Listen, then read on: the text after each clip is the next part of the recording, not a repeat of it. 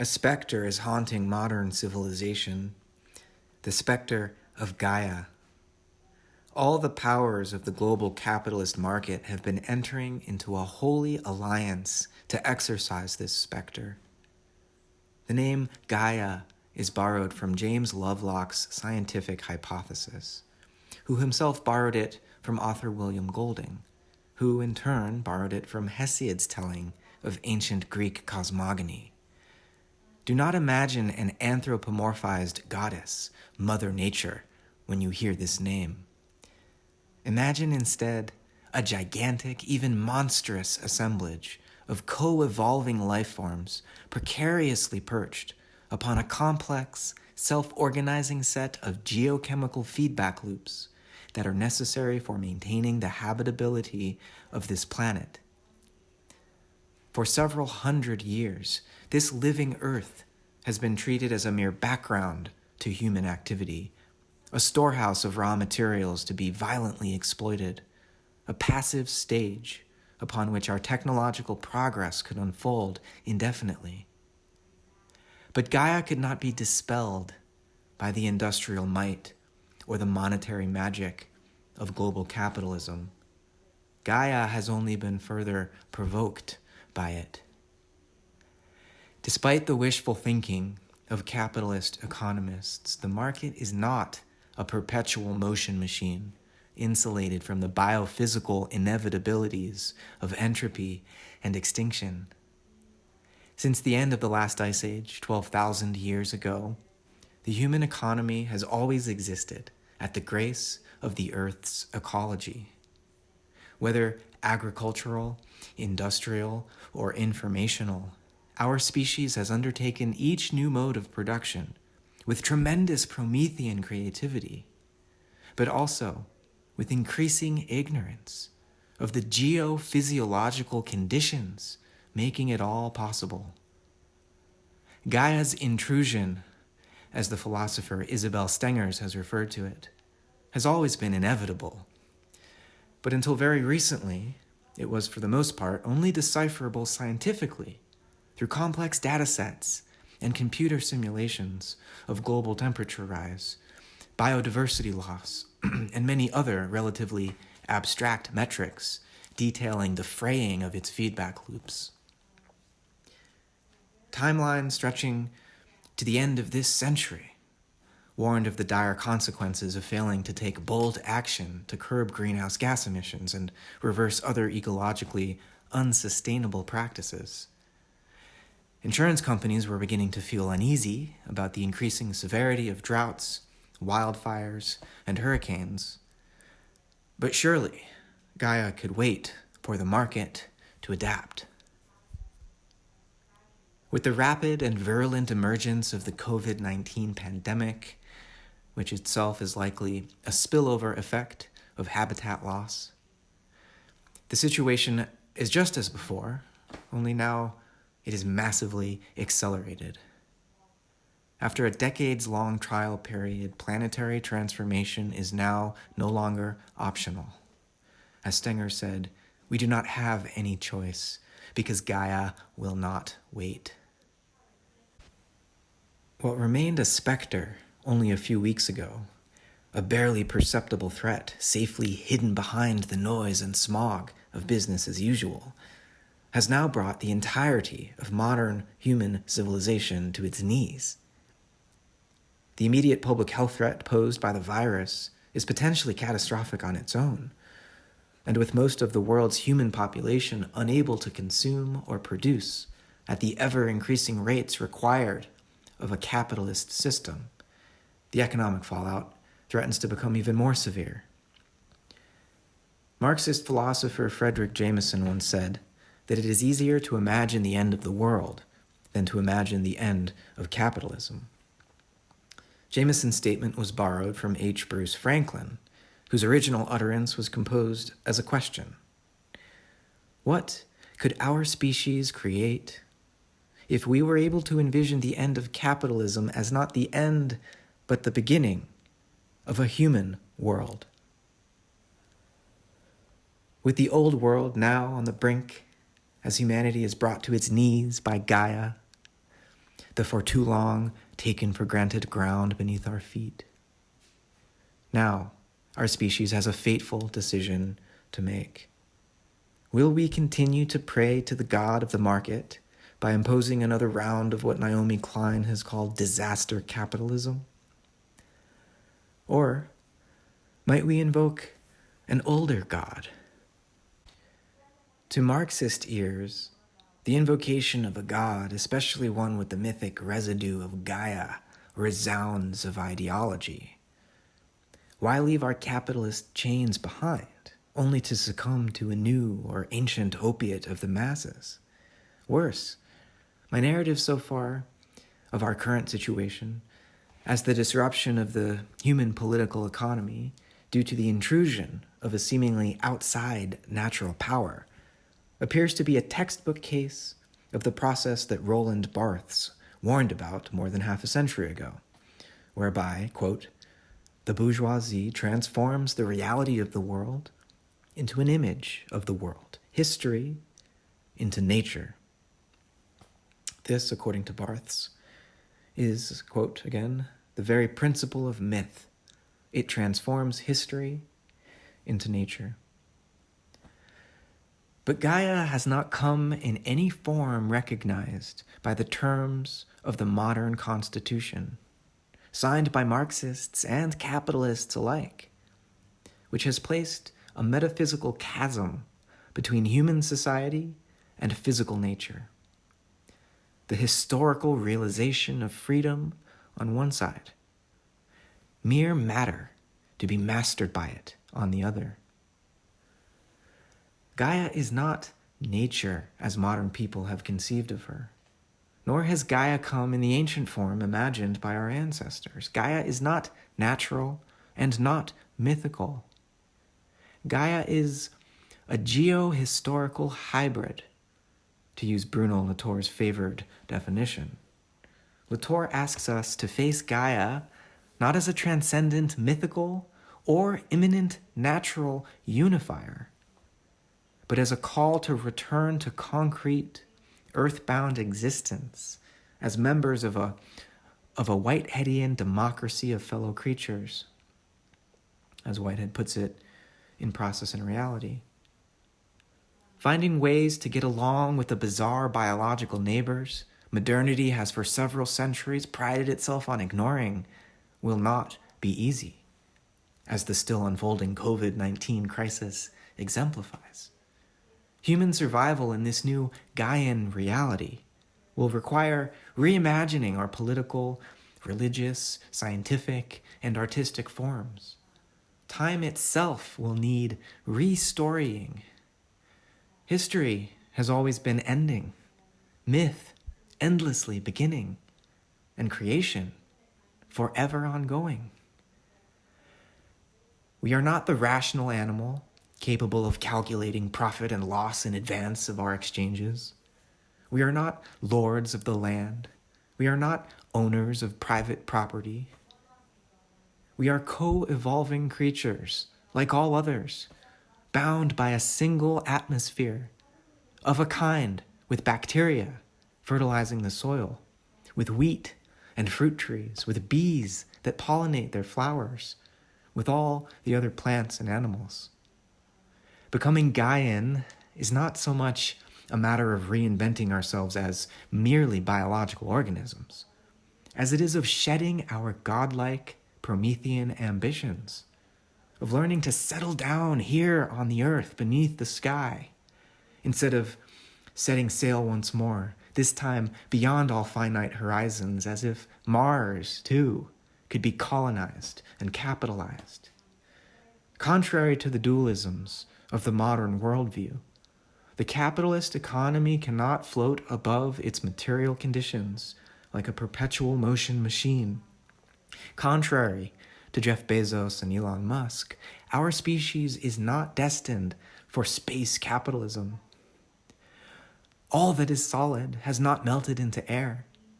Even the cloud that hosts our digital economy depends upon massive, supercooled server farms and undersea cables to power its invisible network. Marx and Engels could not have foreseen the specific condition that is a viral pandemic that would finally initiate the dialectical self-overcoming of capitalism. But they did predict that capitalism, by expanding the market over the entire surface of the globe and by establishing connections everywhere, would at last compel each of us to face with sober senses our real conditions of life and our true relations to others of our kind. Our conditions of life and our shared vulnerability have never been more apparent than during this planetary quarantine. Millions of people will soon find themselves in need of medical care, and billions more will need an economic lifeline.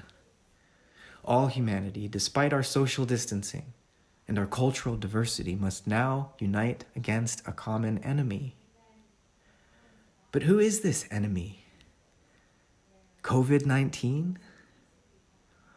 If we are no longer modern, we cannot so easily disentangle ourselves from this viral agent, as though nature had raised a microscopic army against us.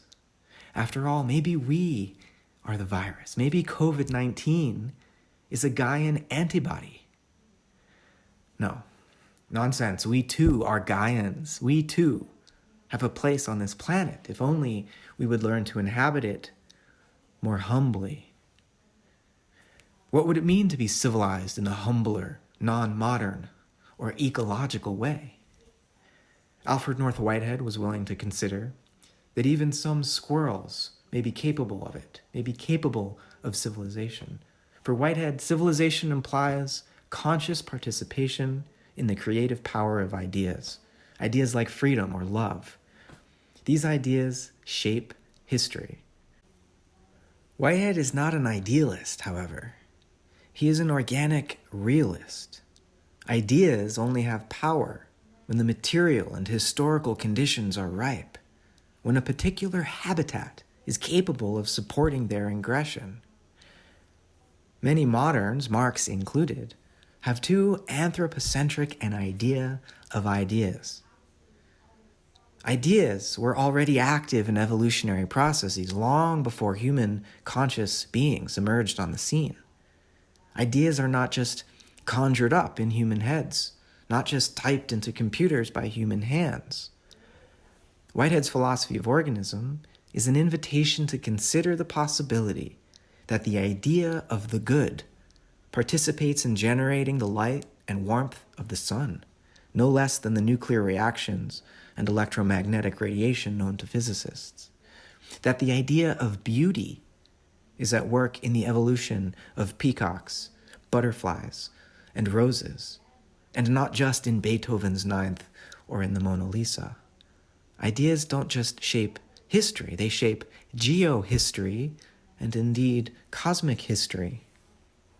Whitehead writes, "The basis of democracy is the common fact of value experience, as constituting the essential nature of each pulsation of actuality."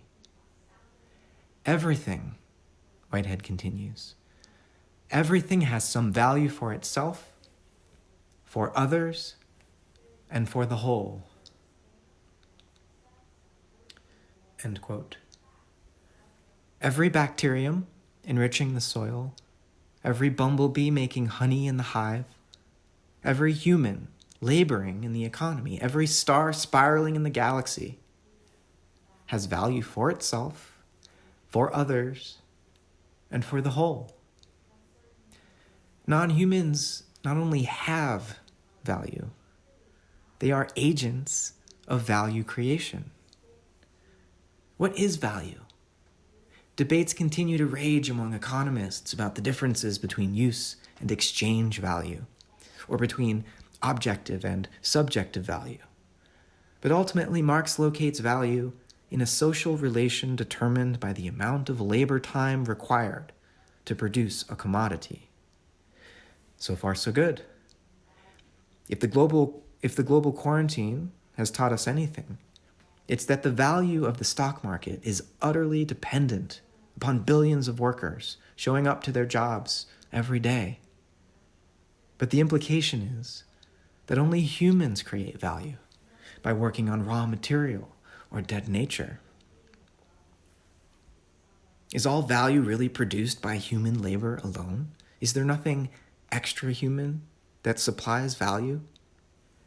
In Whitehead's cosmos and the Gaian reality we moderns are falling into, there is no mere matter, no dead nature, no inert or raw material to be appropriated by someone called man. We have no right, Whitehead admonishes us, and I quote, "We have no right to deface the value experience, which is the very essence of the universe." Value is typically linked to agency, and moderns, whether Locke, Marx, or Friedrich Hayek, have limited agency and thus value creation to human beings. Or worse, as within capitalist social relations, value creation is even further delimited to those lucky enough to be owners of capital. Despite his recognition of metabolic rift, Marx was fully modern in his commitment to what Latour calls the double task of emancipation and domination. The emancipatory task was political, to end exploitation of humans by humans. The task of domination was techno-scientific, to become masters of nature. Gaia's intrusion, in the form of a viral pandemic, is turning our lives upside down and inside out. Perhaps now, from the perspective it has granted us, we will come to see that we are in a crucial sense surrounded by the earth, enclosed within it, trapped, earthbound. We cannot escape to a beyond, Musk and Bezos' extraterrestrial utopianism notwithstanding. We must rethink human freedom and human-earth relations as though Gaia mattered. Humans are not as free and teleological as moderns have imagined, nor is nature as dumb and deterministic. Marx said that the worst human architect is distinguished from the best honeybee by the fact that the former designs his building ideally before constructing it materially. Man has a plan. Bees, apparently, are simply automatons obeying blind instinct. Is this really how human or bee creativity works? The organic architect Christopher Alexander studied how medieval cathedrals were generated over generations in a purposeful but not centrally planned way. This is akin to the way insects build their nests, following a simple organizational patterning language out of which emerges enduring forms of beauty and order.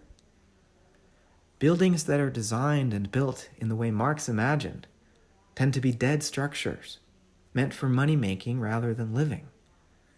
Consciousness of the power of ideas does not mean mastery over ideas. Ideas possess us, purpose us. We participate in their power, co-workers and not free inventors. Where to go from here? In place of deterministic teleology, we need processes of relational creativity. In place of individual competition and class hierarchy, democracy and social solidarity. In place of a big plan from on high, playful kin-making with the community of non-human beings we breathe, kill, eat, love, cultivate, and otherwise share this planet with. Instead of providential history, we must settle for what anthropologist James Clifford calls big enough stories. Stories that remain ontologically unfinished and situated in zones of contact, struggle, and dialogue. We need new practices of aestheticization, new stories, new rituals, or perhaps we need to respectfully recover old practices, stories, and rituals. We need to sensitize ourselves to the values of non-humans. Our survival depends on it. Becoming sensitive to the values of non-humans doesn't mean we don't still have a hierarchy of values that in many cases puts humans at the top. As Whitehead says, life is robbery. But, he continues, the robber needs justification. What is the human, anyway? Are we one species among many? In an obvious sense, of course we are, and we ignore our dependence upon and our embeddedness within wider ecological networks to our own peril. In another sense, however, we are not just another species. We have become, for better or worse, a planetary presence, a geological force. How are we to justify our presence on the earth?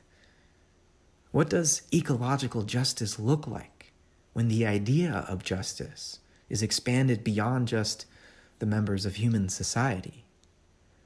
These are questions any civilization hoping to survive the next century is going to need to answer. Human history is a geophysical event.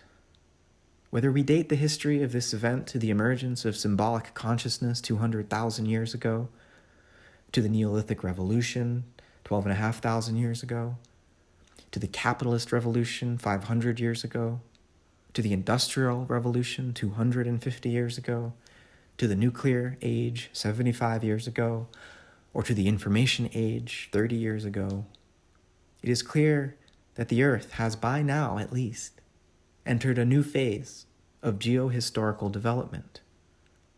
Whether we call it the Anthropocene, the Capitalocene, the Plantationocene, the Thulucene, the Anthropocene, or the Ecozoic era. Diagnosing the metaphysical roots of the present ecological catastrophe is a necessary, though not sufficient, part of imagining and materializing a post-capitalist world. Marx, of course, was not unaware of our profound connection to the earth.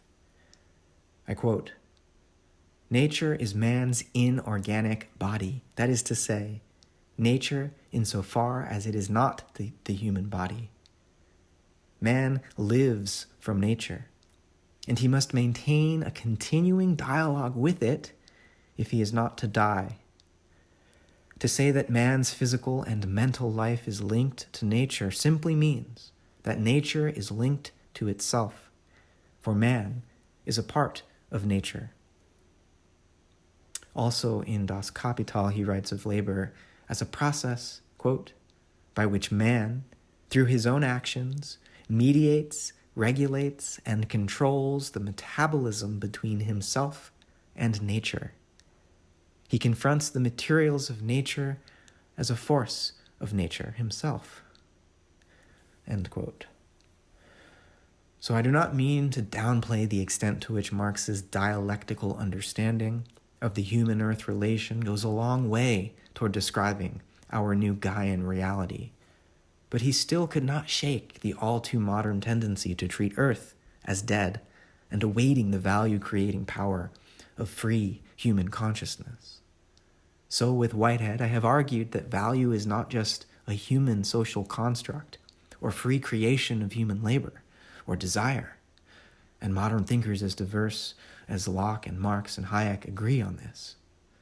But rather, I have argued that value is a cosmological power, a power from which our human values and our human power derives.